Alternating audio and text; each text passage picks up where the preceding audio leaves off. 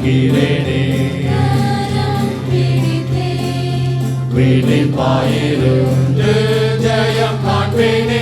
ஒளியில் நடக்கிறேனே. நான் இயேசுவின் ஒளியில் நடக்கிறேன். மீட்பனவர் சத்தம் அறிகிறேன். நோய்வாய்ப்பட்டாலும் நடப்பேனே. தூய இயேசுவின் பின்னே நடக்கிறேனே. நடக்கிறேனே. விழிப்பாயிருந்து ஜெயம் காண்பேனே. ஒளியில் நடக்கிறேனே. நான் இயேசுவின் ஒளியில் நடக்கிறேன்.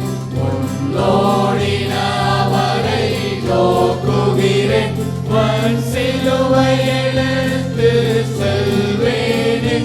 என் இயேசுவின் பின்னே நடக்கிறேனே. நடக்கிறேனே. விழிப்பாயிருந்து ஜெயம் காண்பேனே. ஒளியில் நடக்கிறேனே. அவர்கள் தங்கள் பொல்லாத வழியை விட்டு திரும்பினார்கள் என்று தேவன் அவர்களுடைய கிரியைகளை பார்த்து தாம் அவர்களுக்கு செய்வேன் என்று சொல்லியிருந்த தீங்கை குறித்து மனஸ்தாபப்பட்டு அதை செய்யாதிருந்தார். யோனா 3:10. உங்கள் உள்ளத்திலே என் ஆவியை வைத்து உங்களை என் கட்டளைகளில் நடக்கவும் என் நியாயங்களை கைக்கொள்ளவும் அவைகளின்படி செய்யவும் பண்ணுவேன். எசேக்கியேல் 36:27. நீங்கள் எதிர்பார்த்திருக்கும் முடிவை உங்களுக்கு கொடுக்கும்படிக்கு நான் உங்கள் பேரில் நினைத்திருக்கிற நினைவுகளை அறிவேன் என்று கர்த்தர் சொல்லினார். எரேமியா 29:11. நம்முடையவர்களும் கனியற்றவர்களாய் இராதபடி குறைவுகளை நீக்குவதற்கு ஏதுவாக நற்கிரியைகளை செய்ய பழகட்டும். தீத்து 3:14. நியாயம் தண்ணீரை போலவும் நீதி வற்றாத நதியை போலவும் புரண்டு வர கடவுது. ஆமோஸ் 5:24. நோவாவுக்கோ கர்த்தருடைய கண்ணில் கிருபை கிடைத்தது. நோவாவின் வம்சம் வரலாறு. நோவா தன் காலத்தில் இருந்தவர்களுக்குள்ளே நீதிமானும் உத்தமனுமாக இருந்தான். நோவா தேவனோடு சஞ்சரித்து கொண்டிருந்தான். ஆதியாகமம் 6:8-9. நோவாவுக்கோ கர்த்தருடைய கண்களில் கிருபை கிடைத்தது. நோவா தன் காலத்தில் இருந்தவர்களுடைய நீதிமானும் உத்தமனுமாக இருந்தான். நோவா தேவனோடு சஞ்சரித்து கொண்டிருந்தான். ஆதியாகமம் 6:8-9. நோவாவுக்கோ கர்த்தருடைய கண்களில் தயவு கிடைத்தது.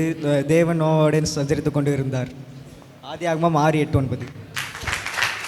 கர்த்தர் ஆபிரகாமை நோக்கி, நீ உன் தேசத்தையும் உன் இனத்தையும் விட்டு புறப்பட்டு நான் உனக்கு காண்பிக்கும் தேசத்துக்கு போ. நீ ஆசீர்வாதம், நான் உன்னை பெரிய ஜாதியாக்கி உன் ஆசீர்வாதத்தை உன் பெருமை பெருமைப்படுத்துவேன். நீ ஆசீர்வாதமாக இருப்பாய். ஆதியாகமம் 12:1-2. நியாயம் தண்ணீரை போலவும் நீதி வற்றாத நதியை போலவும் புரண்டு வர கடவுது. ஆமோஸ் 5:24. நியாயம் தண்ணீரை போலவும் நீதி வற்றாத நதியை போலவும் பிறண்டு வர கடவுது. ஆமோஸ் 5.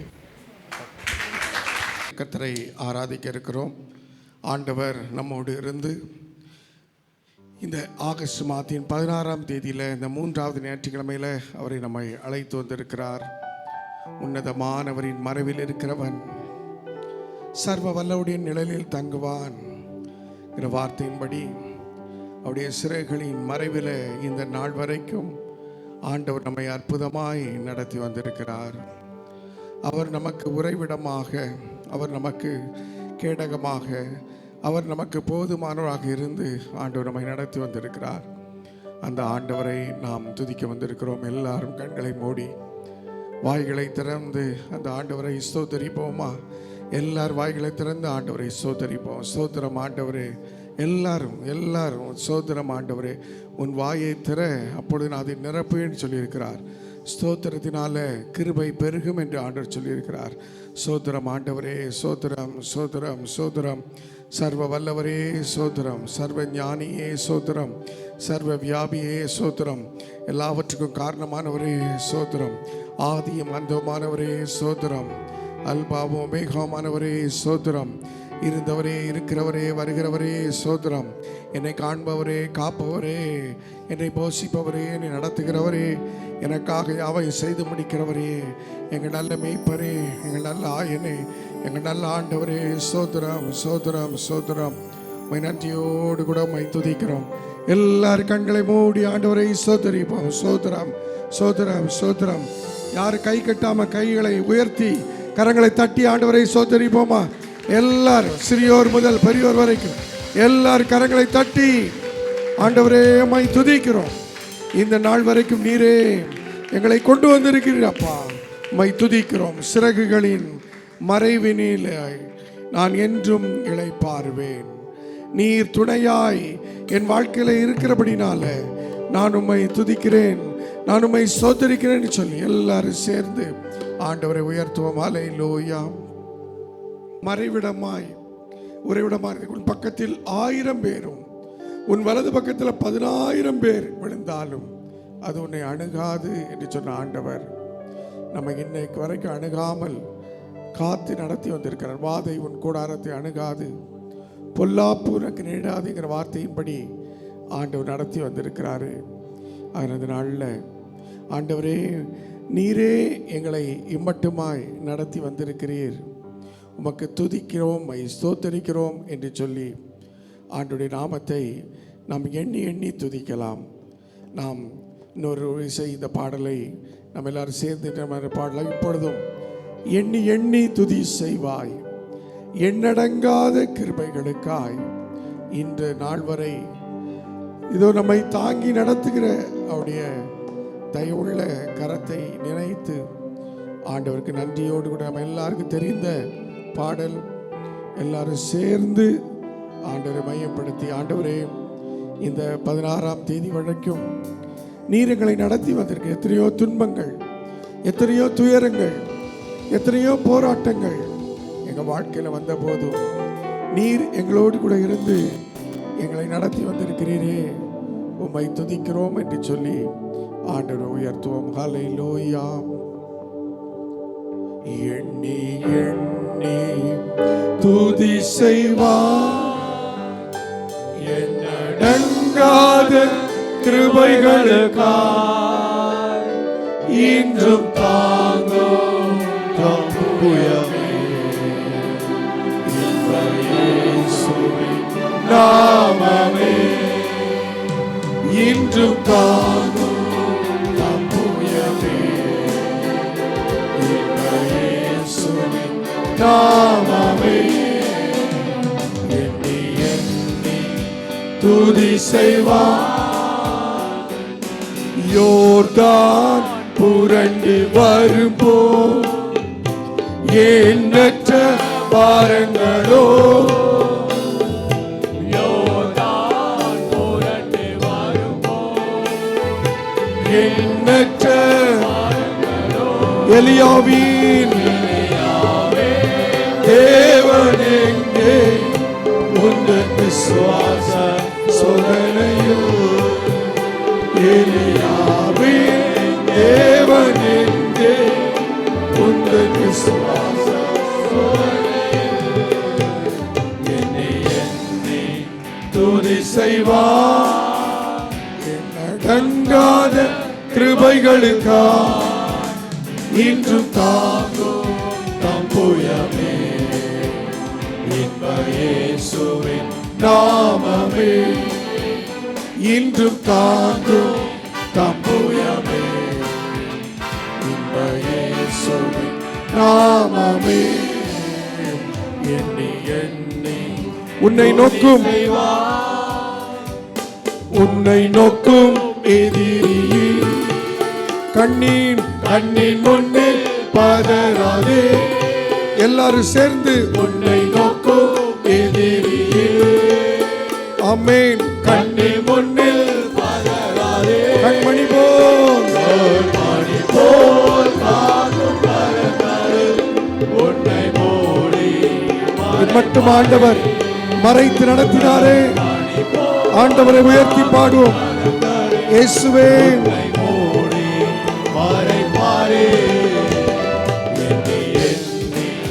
துதி செய்வார், எண்ணடங்காத கிருபைகளுக்காய் இன்றும் தாங்கும் தம்புயமே இன்ப இயேசுவின் நாமமே. எல்லாரும் இன்றும் தாங்கும் தம்புயமே இன்ப உனக்கு எதிராய் வருகிற ஆயுதம் வாய்க்காமல் போகும் என்று சொன்ன ஆண்டவர் நம்மோடு இருக்கிறார். உனக்கு எதிராகவே ஆயுதம் வாய்க்காதே. விசுவாசத்தோடு நம்பிக்கையோடு கர்த்தர் எனக்கு விரோதமாய் யார் எழுப்பினாலும் ஒரு வழியாய் வந்தால் 7 வழியாய் ஓடி போக செய்கிற தேவன் என்னோடு இருக்கிறார்.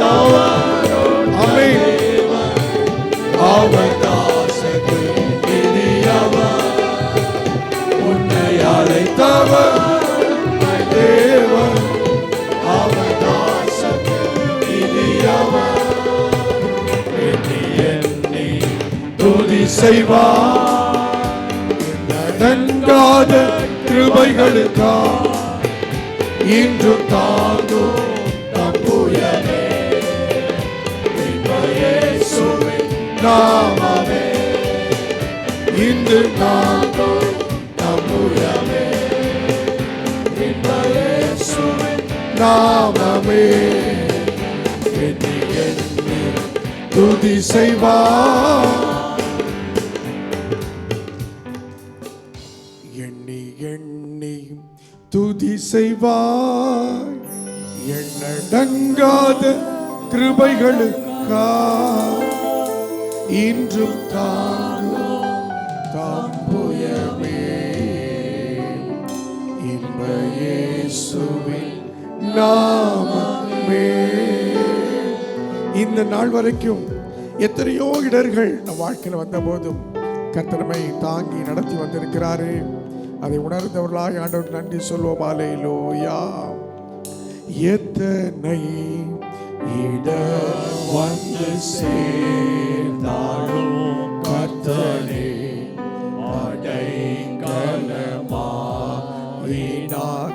எத்தனை இடம் வந்து சேர்ந்தாலும் கர்த்தரே அடைக்கலமாயினார். உம்மை போல ஒரு தேவன் இல்லை ஆண்டவரே. உலகிலும் இவர் கர்த்தரே என் துணையானே, நித்தமும் என் நிழலானே. கர்த்தரே என் துணையானே. ஆயிரம் நாவு கல்வித்தாலும் ராஜனே உம்மை பாடக்கூடு. எத்தனை ஆயிரம் நாவுகள் தந்தால் ஆண்டவரை பாட முடியாது. அந்த அளவுக்கு அவருடைய வாழ்க்கையில நன்மைகளை செய்திருக்கிறாரே. ஜீவனை உமக்களிக்கே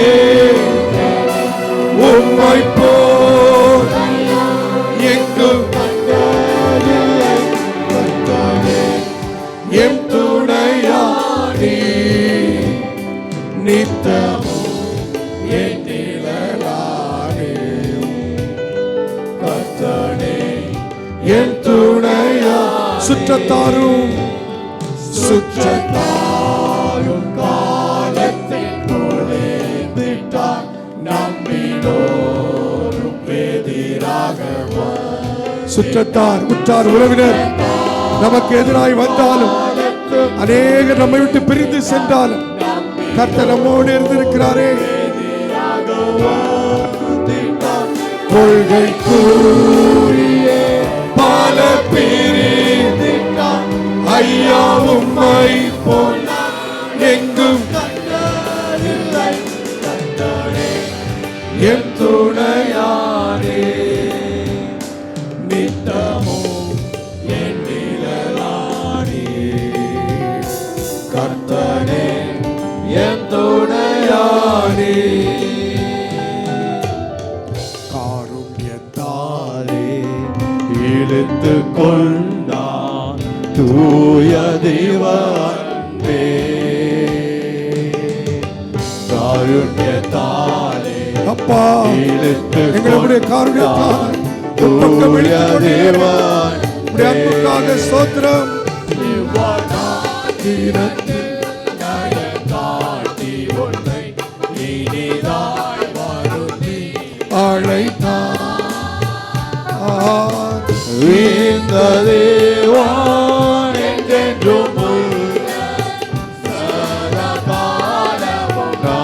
நமது தேவன் மரண பரியந்தம் நம்மை நடத்திடுவார். அநாதி தேவனும் அடைக்கலமே, அவர் நித்திய புயங்களும் ஆதாரமே.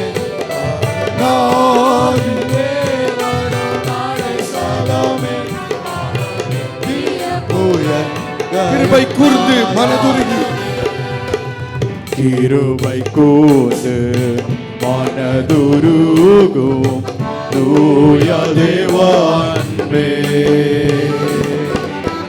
கிருபை கூர்ந்து மனதுருகும் தூய தேவ அன்பே. உன் சமாதானத்தின் உடன்படிக்கை தானை உண்மையாய் கர்த்தர் காத்துக் கொள்வார். இந்த தேவன் என்றென்றும் அப்பா மரண பரியந்த நடத்துகிறவரே, நாங்கள் உம்மை துதிக்கிறோம், உம்மை ஸ்தோத்திரிக்கிறோம். பரியந்தம் நம் நடத்திடுவார். அநாதி தேவனும் அடைக்கலமே, அவர் நித்திய புயங்களும் ஆதாரமே. அநாதி தேவனும் அடைக்கலமே, அவர் நித்திய புயங்களும் ஆதாரமே. எல்லார் கரங்களை தட்டி ஆண்டவரை ஸ்தோத்தரிப்போம். அநாதி தேவனே உனக்கு அடைக்கலம், அப்படி நித்திய புயங்களே உனக்கு ஆதாரம். தேவன் நமக்கு அடைக்கலமும் பலனும் ஆபத்து காலத்தில் அனுகூலமான துணைமானவர்.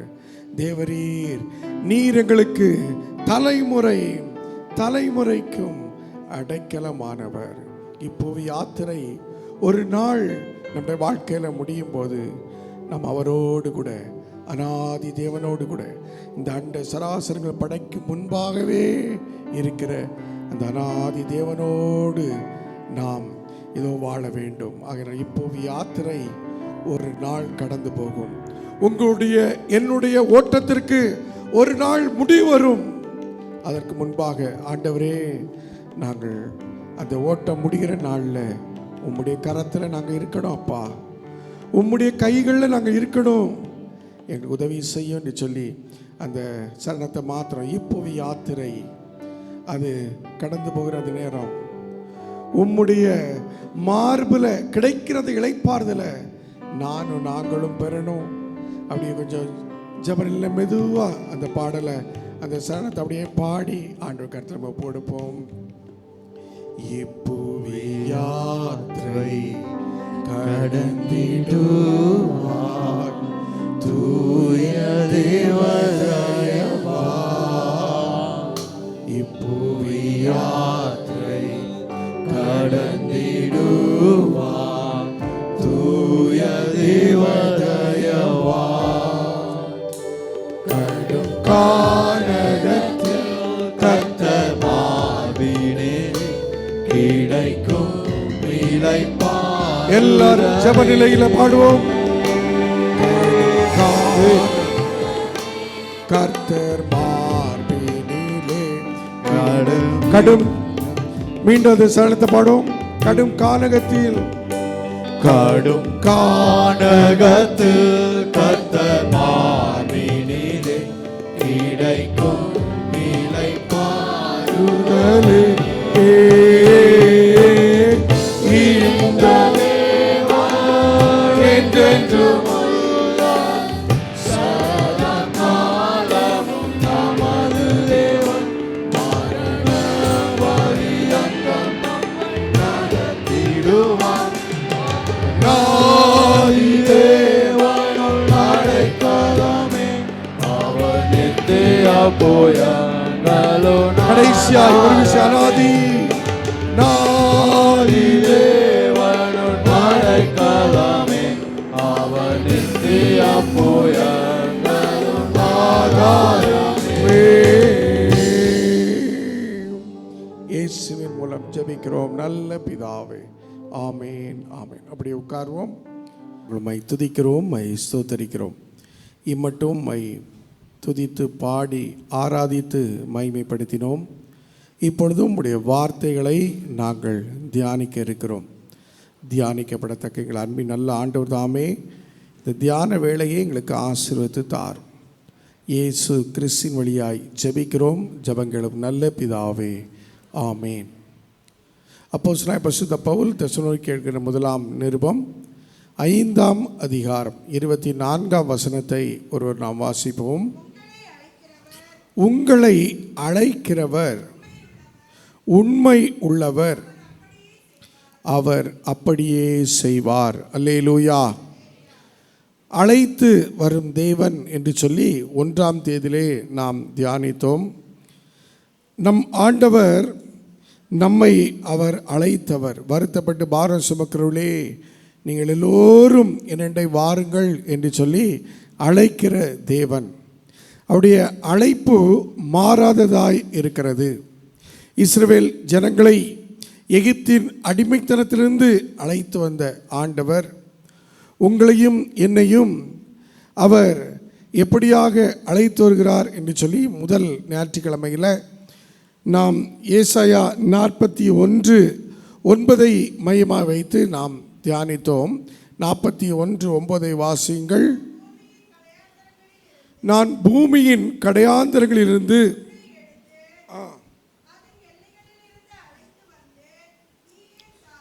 அதன் எல்லைகளிலிருந்து உன்னை அழைத்து வந்து நீ என் தாசன், நான் உன்னை தெரிந்து கொண்டேன்,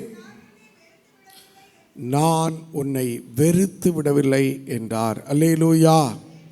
பூமியின் கடையாந்தரங்களிலிருந்து, எல்லா நாடுகளின் எல்லையிலிருந்து, கடைக்கோடியிலிருந்து நம்மை அழைத்து வந்த தேவன், நீ என் தாசன், நான் உன்னை தெரிந்து கொண்டேன், நீ என்னால், நான் உன்னை வெறுத்து விடுவதில்லை, உன்னை நான் தள்ளி விடுவதில்லை என்று சொல்லி முதல் வாரத்திலே தியானித்தோம். மனிதர்கள், உறவுகள், உலகம் நம்மை தள்ளிவிடலாம், நம்மை வெறுத்து விடலாம். நம்முடைய ஆண்டவர் அழைத்த தேவன் அவர் நான் உன்னை வெறுத்து விடவில்லை, உன்னை தள்ளிவிடவில்லை என்று சொல்லி அவர் சொல்லுகிறார். ஆண்டவர் நம்மை வெறுக்காமல் தள்ளிவிடாமல் அவர் நம்மை பார்த்து நீ என் தாசன், நான் உன்னை தெரிந்து கொண்டேன் என்று சொல்ல வேண்டும் என்றால் நாம் ஆண்டவரோடு இணைந்திருக்க வேண்டும். வசனத்துக்கும் நமக்கும் தூரம் இருக்கக்கூடாது. வேதத்தோடு நாம் இணைந்திருக்க வேண்டும், நெருக்கமாய் இருக்க வேண்டும் என்று சொல்லி கடந்த முதல் வாரத்திலே தியானித்தோம். நம்மை ஆண்டவருக்கு நெருக்கமாய் வைக்கிற அந்த வேதம் குறைவற்றது என்றும், நம்மை ஆண்டவருக்கு நெருக்கமாக வைக்கிற அந்த வேதம் சத்தியமானது என்றும், நம்மை ஆண்டவருக்குள் நெருக்கமாக வைக்கிற அந்த வேதம் வெளிச்சமானது என்றும் நாம் முதல் வாரத்திலே தியானித்தோம். இந்த நாளிலும் இந்த 3வது ஞாயிற்றுக்கிழமையிலே முதல் வேத பாடம் வாசிக்கிட்ட எசேக்கியேல் 20ஆம் அதிகாரம் 10ஆம் வசனம் 11ஆம் வசனம் இப்படி சொல்கிறது. எகிப்து தேசத்திலிருந்து அவர்களை நான் புறப்பட பண்ணி வனாந்திரத்தில் அவர்களை அழைத்து வந்து என் கட்டளைகளை அவர்களுக்கு கொடுத்து என் நியமங்களை அவர்களுக்கு தெரியப்படுத்தினேன். அவைகளின்படி செய்கிற மனுஷன் அவைகளால் பிழைப்பான். அல்லேலூயா. அழைத்து வந்த ஆண்டவர், அழைத்து வரும் ஆண்டவர், நீ என் தாசன், நான் உன்னை தெரிந்து கொண்டேன், நான் உன்னை வெறுப்பதில்லை என்று சொல்லி தம்முடைய வேதத்தை நமக்கு நெருக்கமாய் தந்து, நம்முடைய வேதம் நம்முடைய கால்களுக்கு தீபமும் பாதைக்கு வெளிச்சமாய் தந்து நம்மை நடத்தினவர். தொடர்ந்து நம்மை நடத்துவதற்கு அவர் பிரமாணங்களை, கட்டளைகளை தருகிறார். அல்லேலூயா. சட்ட திட்டங்களை அழைத்து வரும் ஆண்டவர் தருகிறார். எகிப்தில் இருக்கும்போது இஸ்ரவேல் ஜனங்களுக்கு என்று சொல்லி எந்த சட்ட திட்டங்களும் கிடையாது.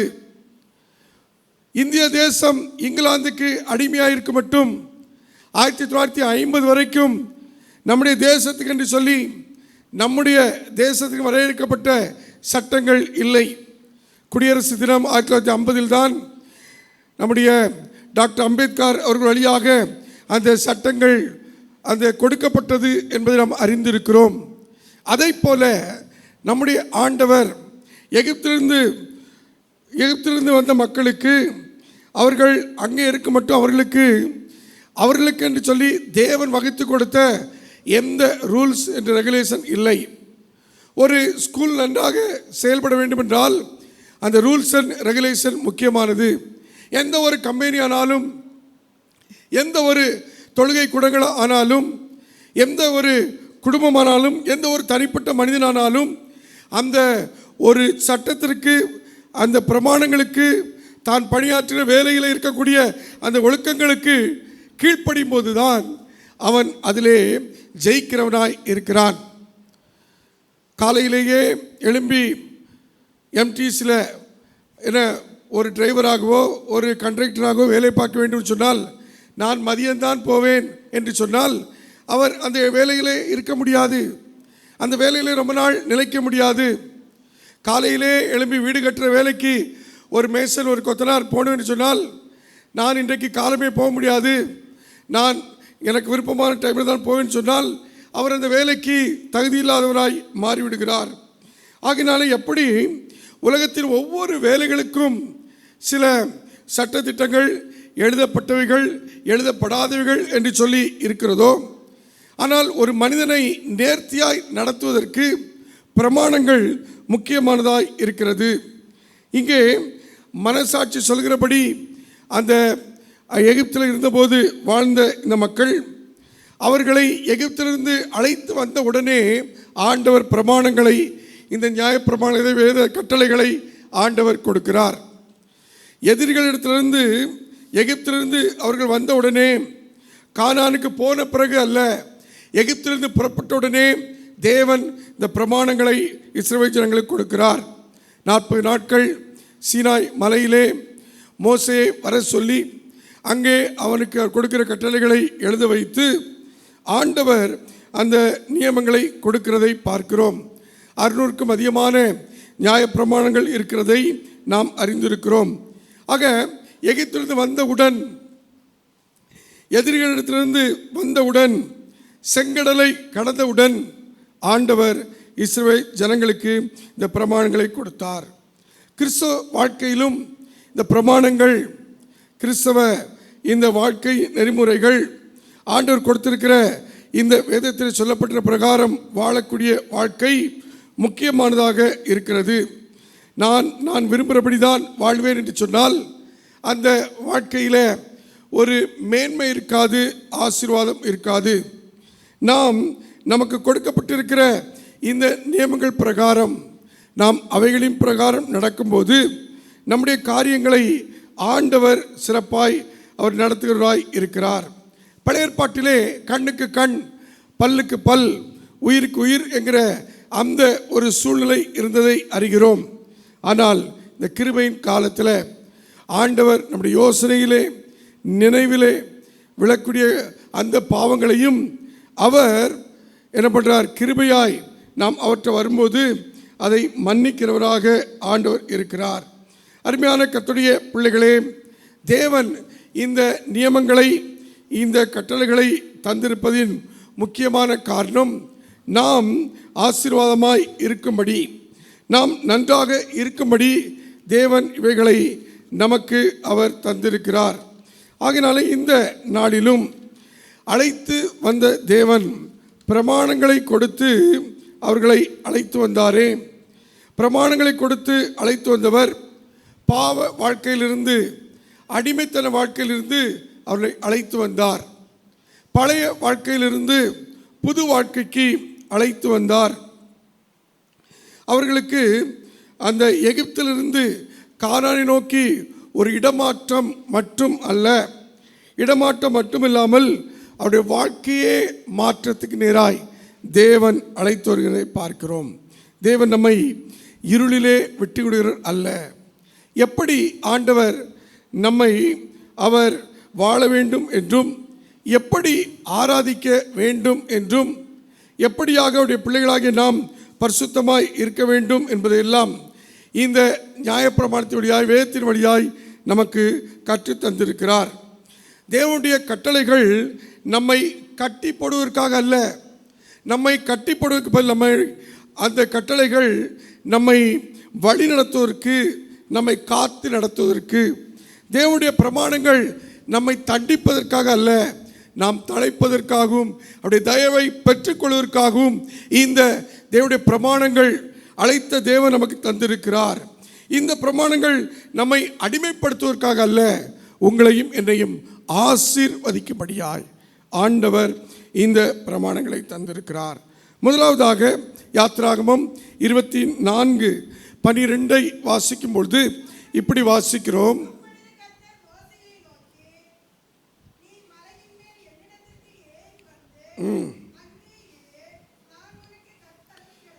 நான் உனக்கு கற்பலகைகளையும் நீ அவர்களுக்கு உபதேசிப்பதற்கு நான் எழுதின நியாயப்பிரமாணத்தையும் கற்பனைகளையும் கொடுப்பேன் என்றார். அல்லேலூயா. ஆண்டவர் இஸ்ரவேல் ஜனங்களுடைய வாழ்க்கையை வடிவமைப்பதற்காக, இஸ்ரவேல் ஜனங்களை நேர்த்தியாய் கானானுக்குள்ளே கொண்டு போகும்படியாக கற்பனைகளை, நியாயப்பிரமாணங்களை, உபதேசங்களை அவருக்கு தருவதாக இங்கே நாம் பார்க்கிறோம். ஆக முதலாவதாக தேவன் நம்முடைய வாழ்க்கையை வடிவமைக்க இந்த தேவனுடைய கட்டளைகளை, கற்பனைகளை நமக்கு தருகிறார். அல்லேலூயா. ஆக நம்முடைய வாழ்க்கை அவரால் வடிவமைக்கப்படுகிறது, அவரால் ஒழுங்கு செய்யப்படுகிறது. இஸ்ரவேலர் எகிப்தின் கலாச்சாரத்திலே வாழ்ந்தவர்கள், எகிப்தில் அடிமையாகவே வாழ்ந்தவர்கள். அவர்களுக்கு என்று சொல்லி அவர்கள் விரும்புகிற வண்ணமாக அவர்கள் எந்த ஒரு நியமமும் அவர்களுக்கு இல்லை. அங்கே எகிப்தியர் என்ன சொன்னார்களோ அதன்படி அவர்கள் செயல்பட்டு கொண்டிருந்தார்கள். ஆக தேவ பிள்ளைகள் கற்றுக்கொள்ளும்படியாகவும் பிரமாணத்தை கைக்கொள்ளும்படியாகவும் ஆண்டவர் அவர்களுக்கு இந்த பிரமாணங்களை கொடுத்தார். இன்றைக்கும் தேவனுடைய வார்த்தை, இந்த பிரமாணங்கள், இதை நாம் வாசிக்க வாசிக்க நம்முடைய குணத்தை மாற்றுகிறது. இந்த பிரமாணங்களை நாம் கடைபிடிக்க நம்முடைய சிந்தையை புதுப்பிக்கிறது. இந்த பிரமாணங்களின்படி நம்முடைய வாழ்க்கையை ஒழுங்குபடுத்த ஒரு சாட்சியின் ஜீவியத்தை நமக்கு தருகிறது. இந்த பிரமாணங்களின்படி நாம் வாழும்போது மொத்தத்தில் நம்முடைய வாழ்க்கை அழகாய் வடிவமைக்கப்படுகிறது. அல்லேலூயா. ஆகவே கர்த்தருடைய பிள்ளைகளே, ஒரு வீடு கட்டப்பட வேண்டும் என்று சொன்னால் அதனால் அந்த பேசிக் வரைபடம் எவ்வளோ முக்கியமானதோ, ஒரு வரைபடம் இல்லாமல் நாம் விரும்புகிற வண்ணமாக நேர்த்தியான அழகான ஒரு வீட்டை கட்ட முடியாது. அதே போல தேவனுடைய வார்த்தை இல்லாமல், தேவனுடைய பிரமாணங்கள் இல்லாமல் நம்முடைய வாழ்க்கையை அழகாக கட்ட முடியாது. அல்லேலூயா. சரியாக கட்ட முடியாது. ஆகையினாலே தேவன் தம்முடைய பிரமாணங்கள் வழியாய் நம்முடைய வாழ்க்கையை அவர் வடிவமைக்கிறார். தேவன் தம்முடைய பிரமாணங்கள் வழியாக நம்முடைய வாழ்க்கையை அவர் நேர்த்தியாய் உருவாக்குகிறார்.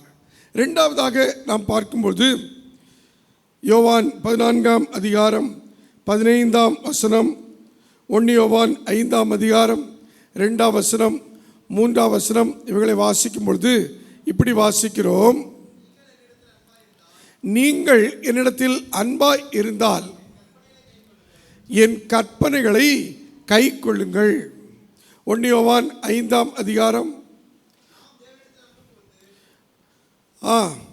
2 வாசிங்க. நாம் தேவனிடத்தில் அன்பு கூர்ந்து அவருடைய கற்பனைகளை கை கொள்ளும் போது தேவனுடைய பிள்ளைகளிடத்தில் அன்பு கூறுகிறோம் என்று அறிந்து கொள்கிறோம். நாம் தேவனுடைய கற்பனைகளை கை கொள்வதே அவரிடத்தில் அன்பு கூறுவதாம். அவருடைய கற்பனைகள் பாரமானவைகளும் அல்ல. அல்லேலூயா. அப்போ தேவனுடைய பிரமாணங்கள், தேவனுடைய கட்டளைகள் உங்களுக்கும் எனக்கும் ஆண்டவர் நம் மீது அன்பு கூர்ந்து கொடுத்திருக்கிறார். அந்த அன்பின் நிமித்தம் அவர் கொடுத்த கற்பனைகளையும் நடக்கும்போது மற்றவர்களையும் நாம் அன்பு செய்ய முடியும். அது நிமித்தமாக ஒரு பாதுகாப்பை நாம் பெற்றுக்கொள்கிறோம். ஆக தேவன் நம்மேல் வைத்த அன்பின் நிமித்தம் நம்முடைய பாதுகாப்புக்காக இந்த கட்டளைகளை அவர் தருகிறார். அவர் தந்திருக்கிற இந்த கட்டளைகள் நம்மை தீமைக்கு விலக்கி பாதுகாக்கிறது, நம்ம வரக்கூடிய அழிவுக்கு விலக்கி பாதுகாக்கிறது. அவர் அன்பு கூர்ந்து இந்த கட்டளைகளை அவர் தந்திருக்கிறபடியினால் இந்த கட்டளைகள் நம்மை பாதுகாக்கிறது. அல்லேலூயா. எல்லார் கரங்களை உயர்த்தி சொல்லுமா அல்லேலூயா. ஒரு குழந்தை எப்படி இருக்க வேண்டும் என்று ஒரு தகப்பன் தாய் விரும்புகிறார்களோ, நீ வெளியே போகும்போது ரோட்டில் போகும்போது கவனமாய் போய் வா என்று சொன்னால் அன்பின் நிமித்தமும் சொல்கிறார்கள், பாதுகாப்பையும் போய் வா என்று சொல்லுகிறார்கள். நெருப்பை தொடாதே என்று சொன்னால் அன்பின் நிமித்தமும் சொல்கிறார்கள், நீ பாதுகாப்பாய் இருக்க வேண்டும் என்றும் சொல்கிறார்கள். ஆக அதே போலத்தான் உங்கள் மேல் என் மேல் அன்பு வைத்து நாம் இந்த உலகத்தின் பிசாசின் பிடியில் சிக்கிக்கொள்ளாதபடிக்கு நம் மீது அன்பு வைத்து நம்முடைய பாதுகாப்புக்காக ஆண்டவர் இந்த வேத பிரமாணங்களை, இந்த கட்டளைகளை, கற்பனைகளை நமக்கு அவர் கொடுத்திருக்கிறார். பொய் சொல்லாதே, திருடாதே, விபச்சாரம் செய்யாதே, விக்கிரக ஆராதனை பண்ணாதே என்று சொல்கிறான்னு சொன்னால் நீ இவைகளை செய்யாமல் உன்னை பாதுகாத்துக்கொள். பிசாசு இவைகளிலே உன்னை விழுத்தி, இவைகளிலே உன்னை தள்ளி, உன்னுடைய பாதுகாப்பை எடுத்து போட்டு உனக்கு தீங்கை வர வைப்பான். ஆகினால் பொய் சொல்லாதிருப்பாயாக, உன் தகப்பனை உன் தாயை கனம் பண்ணுவாயாக, நீ ஓய்வு நாளை பரிசுத்தமாய் ஆசரிப்பாயாக. உனக்கு ஒரு பாதுகாப்பை நான் அதன் வழியாய் தருகிறேன் என்பதைத்தான் ஆண்டவர் சொல்கிறார். சாத்தானின் வலையிலிருந்து நாம் காக்கப்பட, நாம் எல்லா நெருக்கங்களிலிருந்து நம்முடைய குடும்பமாக நாம் பாதுகாக்கப்பட, நம்முடைய சபை சமுதாயம் ஆண்டவருக்கு முன்பாக நிலை நிற்க இந்த கற்பனைகள், இந்த பிரமாணங்கள், அவர் நமக்கு அன்பின் நிமித்தம் கொடுத்த இவைகள் நமக்கு ஒரு பாதுகாப்பாய் இருக்கிறது. ஆக அன்பான தேவ பிள்ளைகளே, அந்த வேலியை நாம் உடைத்து போடக்கூடாது. அவைகள் நம்முடைய உயிரை காப்பதற்கு ஏதுவாய் இருக்கிறது. எப்படி ஒரு ஆற்றுக்கு கரைகள் இருக்கிறதோ அதை போல உங்களுக்கு எனக்கும் கர்த்தருடைய பிரமாணங்கள், கட்டளைகள் எல்லையாக, கரையாக இருக்கிறது. ஆறு கரை புரண்டு ஓடும்போது கரை இல்லை, எல்லை இல்லை என்று சொன்னால் ரெண்டு பக்கமும் அதற்கு கரை இல்லை என்றால் என்னாகும்? ரெண்டு பக்கமும் இருக்கிற ஊர்கள், கிராமங்கள் அழிந்து போகும்.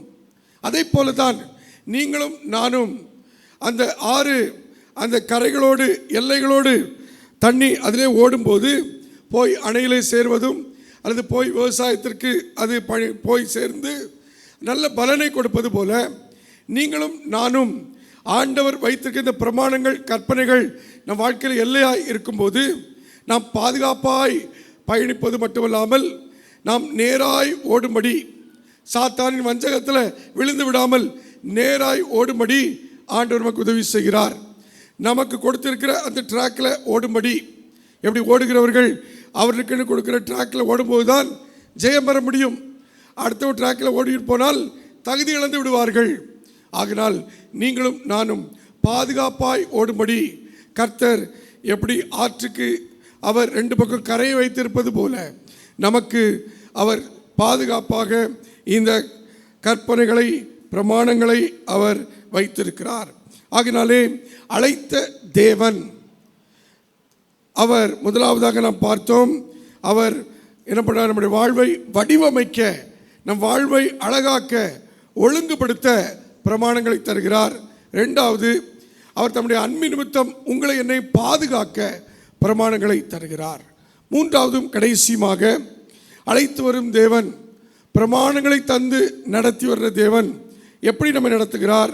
எசேக்கியேல் 20:11 வாசியுங்கள்.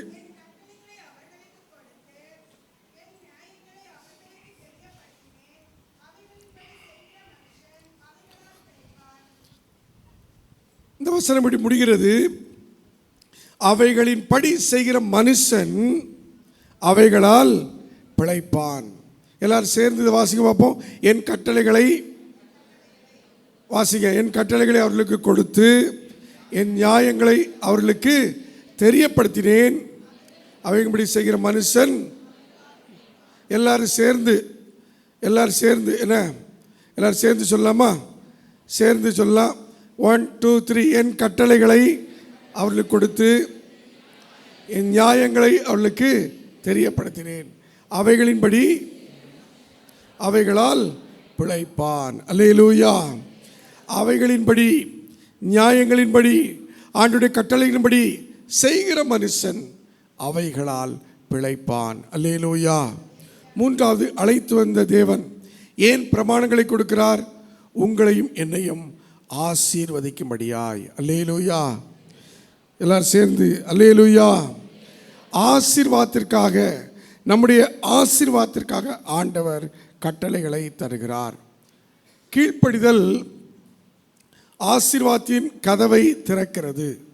நோவா கர்த்தருக்கு கீழ்ப்படிந்தான். ஆண்டவர் சொன்னார், நீ இந்த பேழையை இவ்வளோ அகலம், இவ்வளோ உயரம், இவ்வளோ நீளத்தில் உருவாக்க வேண்டும் என்று சொல்லி ஆண்டவர் ஒரு கட்டளையை கொடுத்தார்.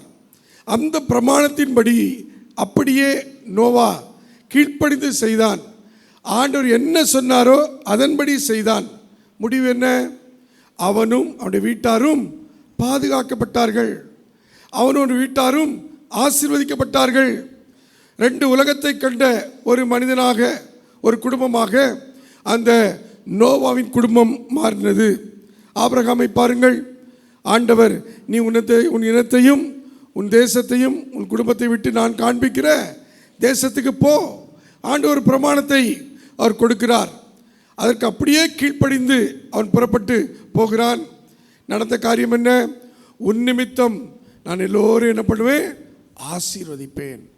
நாடுகள் ஆசீர்வதிக்கப்பட, மற்றவர்கள் ஆசீர்வதிக்கப்பட ஆபிரகாம் அவர் கர்த்தருடைய பிரமாணங்களுக்கு கீழ்ப்படிந்து தான் போகிற தேசம் இன்னென்று தெரியாமல் புறப்பட்டு போன போது கர்த்தர் அவரை ஆசீர்வதித்தார். யோசுவாவை பாருங்கள். யோசுவா, நாம் 6ஆம் அதிகாரத்தில் அதுவரைக்கும் 31 யுத்தங்களை செய்தவனை ஆண்டவர் பார்த்து சொல்கிறார், இந்த எரிகோ இதை வீழ்த்திட்டால் கானானை சுதந்திரிக்கலாம். நீங்கள் இதற்கு பட்டயம் எதுவும் எடுக்கிட்டு தேவையில்லை. 6 நாட்கள் ஒவ்வொரு முறை என்ன பண்ணுங்க? சுற்றி வாருங்கள். 7ஆம் நாள் 7 முறை சுற்ற வேண்டும். 7ஆம் முறை சுற்றும்போது எக்காலங்களை ஊதி எல்லோரும் ஆர்ப்பரியுங்கள். அப்படியே கீழ்ப்படிந்தான். 30 அடி உயரம், 200 அடி 20 அடி அகலம் நிறைந்த பூமி அதிர்ச்சி வந்தாலும் உள்ளல்ல வெளியே விழும்படி உருவாக்கப்பட்டிருந்த அந்த அவ்வளோ அகலமான 20 அடி அகலம் 30 அடி உயரமுள்ள அந்த எரிகோ கோட்டை அப்படி உள்புறமாக சரிந்து விழுந்ததாம். அல்லேலூயா, அல்லேலூயா. அப்போ மனிதனுடைய அந்த கற்பனைக்கு அப்பாற்பட்டு, அவனுடைய எண்ணங்களுக்கு அப்பாற்பட்டு ஆண்டவர் நம்மை ஆசீர்வதிக்க அவர் சொல்லுகிற பிரகாரம் நாம் செய்யும்போது இந்த தேவ கட்டளைகள் நமக்கு ஜீவனையும் சமாதானத்தையும் வெற்றியையும் நித்திய நம்பிக்கையும் நமக்கு தருகிறது. எபேசியர் 6ஆம் அதிகாரத்தில் 5ஆம் வசனத்தில் என்ன வாசித்தோம்? வேலைக்காரரே, நீங்கள் கிறிஸ்துவுக்கு கீழ்ப்படுகிறது போல சரீரத்தின்படி உங்கள் எஜமான்களாய் இருக்கிறவர்களுக்கும் பயத்தோடும் நடுக்கத்தோடும் கபடற்ற மனதோடும் கீழ்ப்படியுங்கள். ஆக நீங்கள் எஜமானுக்கு கீழ்ப்படியும் போதுதான் அப்படி நன்மைகள் உண்டு. அதே போலத்தான் ஆண்டுடைய வார்த்தைக்கு அப்படியே கீழ்ப்படியும் போது தேவன் நன்மைகளை, ஆசீர்வாதங்களை நமக்கு தருகிறார். தேவன் நம்மை ரட்சித்து விட்டு அப்படியே விட்டு விடுகிற தேவன் அல்ல, வாழ்வதற்கு வழியை கொடுத்திருக்கிறார். அல்லேலூயா. அவர் வாழ்வதற்கு வழியை கொடுத்திருக்கிறார். அவருடைய கட்டளைகள் 1 யோவான் 5:3 நாம் வாசித்தோண்டமாக அவருடைய கட்டளைகள் நமக்கு சுமை அல்ல, நமக்கு பாரம் அல்ல. அவருடைய கட்டளைகள் நமக்கு சுகமானது. அல்லேலூயா. அல்லேலூயா. ஆகையினாலே அருமையான கர்த்தருடைய பிள்ளைகளே, அவருடைய கட்டளைகள் நமக்கு தண்டனை அல்ல, ஒரு தெய்வீக ஆசீர்வாதம். இந்த கால வேளையில் ஆண்டவரே, இதோ எங்களை அழைத்து வருகிற தேவன், பிரமாணங்களை கட்டளை தந்து எங்களை அழைத்து வருகிறீர். எங்கள் வாழ்க்கையை அழகாக்க ஒழுங்குபடுத்த இந்த பிரமாணங்களை தந்திருக்கிறீர்.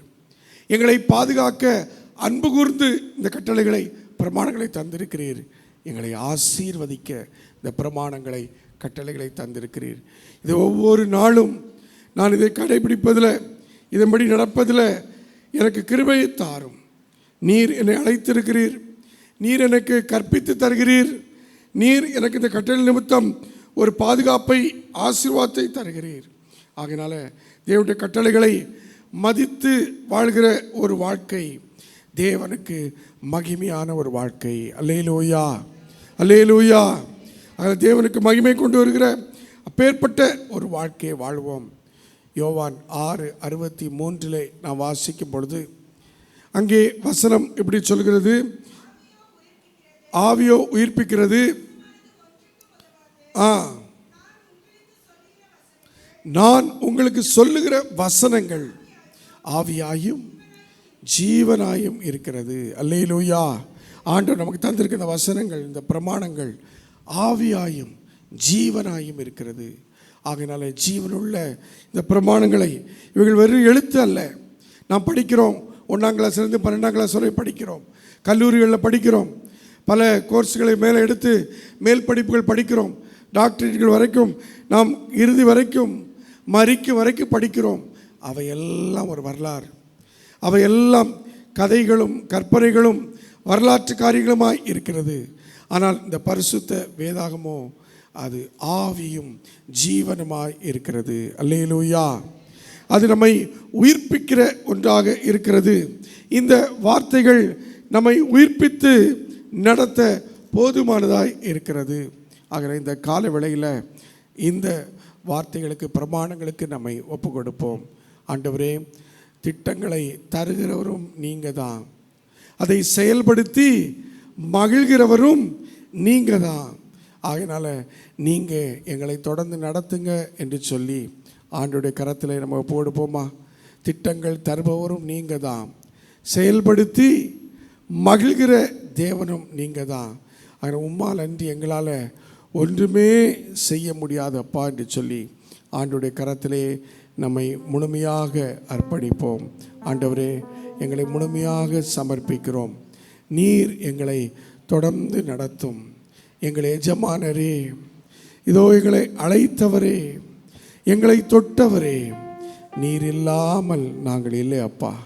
நாங்கள் வாழ்வதும் உங்கள் கிருபை, நாங்கள் வளர்வதும் உங்கள் கிருபை இந்த உணர்ந்து என்னை அழைத்தவரே, என்னை தொட்டவரே, அந்த பாடலில் ஒரு கவியை பாடி ஆண்டுடைய கரத்திலே நம்மை முழுமையாக அர்ப்பணிப்போம். என்னை அழைத்தவரே, என்னை தொட்டவரே, நீர் இல்லாமல் நான் இல்லையே. என்னை அழைத்தவரே, என்னை தொட்டவரே, நீர் இல்லாமல் நான் இல்லையே. நான் வாழ்வது உங்க கிருபை, நான் வளர்ந்தது உங்க கிருபை, என்னை உயர்த்தி வைத்தீரே உங்க கிருபையே. நான் வாழ்ந்தது உங்க கிருபை, நான் வளர்ந்தது உங்க கிருபை, என்னை உயர்த்தி வைத்தீரே உங்க கிருபையே. உங்க கிருபை வேண்டுமே, உங்க கிருபை போதுமே, உங்க கிருபை இல்லாம நான் ஒன்றும் இல்லையே. உங்க கிருபை வேண்டுமே, உங்க கிருபை போதுமே, உங்க கிருபை இல்லாம நான் ஒன்றும் இல்லை இயேசுவே.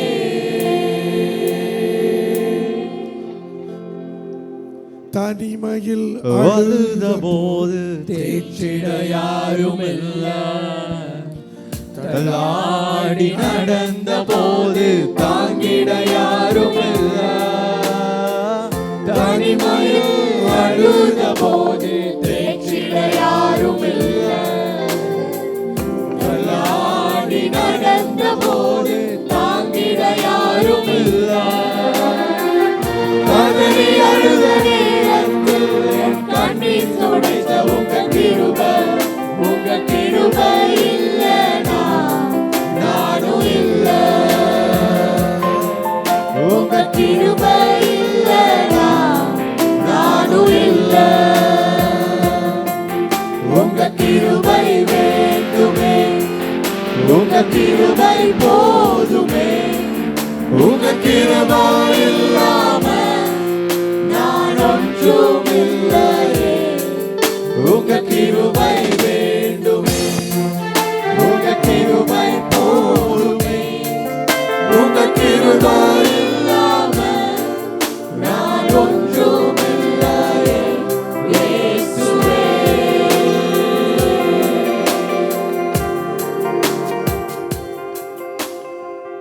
ஆமாண்டவரே, உங்க கிருபை இல்லாமல் எங்களால் ஒன்றும் செய்ய முடியாது. இந்த கால வேளையில் அந்த கிருபையினால்தான் நாங்கள் இம்மட்டும் நிர்மூலமாகாமல் இருக்கிறோம். தனிமையான நேரங்களிலும் தள்ளாடின நேரங்களிலும் உம்முடைய பிரமாணங்களை நாங்கள் வாசித்து வாசித்து வாசித்து பிரச்சனைகள் போராட்டங்கள் சூழ்ந்த நேரங்களில் எல்லாம் இதோ நான் எப்படி முன்னேறி செல்லுவேன், எங்களுக்கு நியமித்திருந்த அந்த சிலுவை, எங்களுக்கு நியமித்திருந்த அந்த போராட்டம் எங்களுக்கு தாங்க முடியாத ஒன்றாக இருந்தது. ஆனாலும் உங்கள் கிருபை எங்களை தாங்கினது, உங்கள் கிருபை எங்களை நடத்தினது. அதற்காக உம்மை துதிக்கிறோம் அப்பா. இதோ எங்களுக்கு நியமித்திருக்க பாதையில் வரக்கூடிய சிலுவையை நாங்கள் தொடர்ந்து சுமந்து செல்ல உடைய பிரமாணங்களின் ஒத்தாசையோடு கற்பனையின் ஒத்தாசையோடு நாங்கள் முன்னேறி செல்ல எங்களுக்கு அருள்தார். இயேசு மூலம் ஜெபிக்கிறோம் நல்ல பிதாவே. ஆமேன் ஆமேன்.